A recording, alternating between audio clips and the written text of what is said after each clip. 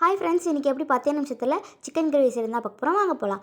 அதுக்கு வந்து பார்த்திங்கன்னா தக்காளி, வெங்காயம் பார்த்திங்கன்னா திப்பி திப்பியாக வந்து ஒரு மிக்சியில் போட்டு அரைச்சி வச்சுட்டு, கருவேப்பிலை, இஞ்சி பூண்டு பேஸ்ட்லாம் ரெடி பண்ணி வச்சுட்டாங்க. ஒரு பாத்திரத்தை எடுத்து அதில் எண்ணெய் ஊற்றிக்கோங்க. சிக்கன் கிரேவிங்கிறனால நிறைய எண்ணெய் ஊற்றிட்டு அதை பட்டை கிராம்பு போட்டுட்டு வெங்காயம் போட்டு அது பார்த்திங்கன்னா நம்ம நல்லா வந்து பார்த்திங்கன்னா வதக்கிக்கலாம். அது வதங்கினதுக்கப்புறம் பார்த்திங்கன்னா நம்ம தக்காளி போட்டுக்கலாம். தக்காளி போட்டு அதே பார்த்திங்கன்னா நம்ம நல்லா வதக்கிக்கலாம். கருவேப்பிலை போட்டு அதையும் பார்த்திங்கன்னா நம்ம நல்லா வதக்கிக்கலாம்.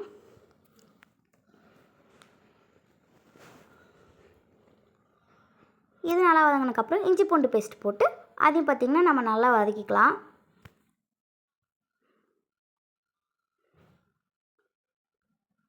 நல்லா வதங்கிருச்சு. இப்போ நம்ம கறி எடுத்து போட்டுக்கலாம்.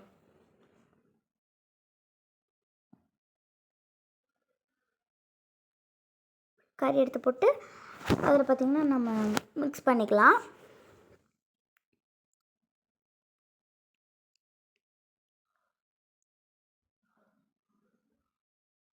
அதில் உப்பு போட்டுக்கோங்க, சிக்கன் பொடி,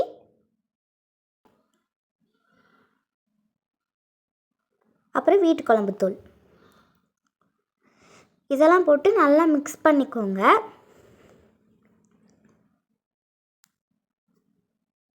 பார்த்திங்களா, பார்க்கவே நல்லா இருக்குல்ல. அதில் பார்த்திங்கன்னா தண்ணி ஆட் பண்ணிக்கோங்க. போட்டுட்டு அதை பார்த்திங்கன்னா நம்ம இந்த மாதிரி மிக்ஸ் பண்ணி விட்டுக்கலாம். அப்புறம் அதை ஒரு மூடி போட்டு மூடி வச்சிடலாம். அவ்வளோதான், ரெடி ஆயிடுச்சு. பார்த்திங்களா, அப்படியே வந்து பார்த்திங்கன்னா கொதிக்குது. பார்க்கவே செம்மையாக இருக்குல்ல.